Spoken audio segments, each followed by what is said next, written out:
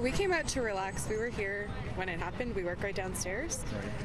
We were just having a really crappy couple of days, and this just brightens yours. It reclaims this space, brings you something happy, and now you don't really think about what kind of tragedy came here first. Has it brightened your day? Absolutely. Yeah, for sure. Yeah. More than a dozen therapy dogs and volunteers gathered here today at this memorial at Mel Lastman Square, not far from the scene where the tragedy unfolded on Monday. The St. John Ambulance Therapy Dog Program began in Peterborough, Ontario, more than 25 years ago. Now there are thousands of these four-legged friends across the country, and they extend support and companionship to schools, long-term care facilities, and shelters. Thursday, they gathered at this memorial instead. When stuff comes up, Invictus Games, Pan Am Games, we do a special call out and the volunteers sign up and say, hey, I want to be part of that. With this instance, I didn't have to do a call out. They start calling me like, hey, I want to do something. What are we doing? When are we doing it?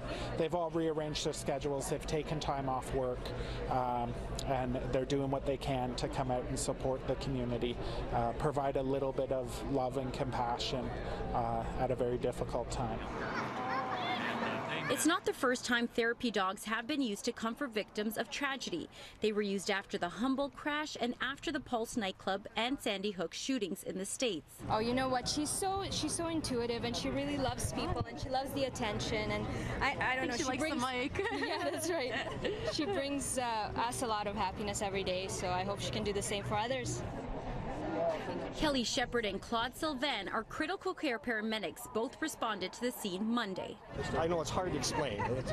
You do what you got to do. So, and we did our job to the best of our ability.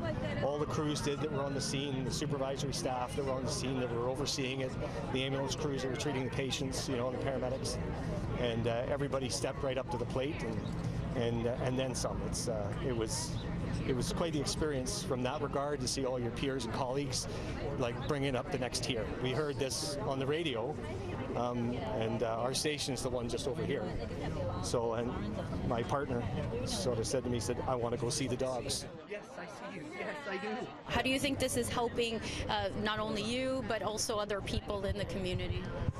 I suppose everybody's an individual and how they deal with any aspects of their life, stressors, or no matter what the instance is behind it, whether it's something like what we do or just day-to-day life. So I think something like this allows people to get together. The dogs are a great conversation piece.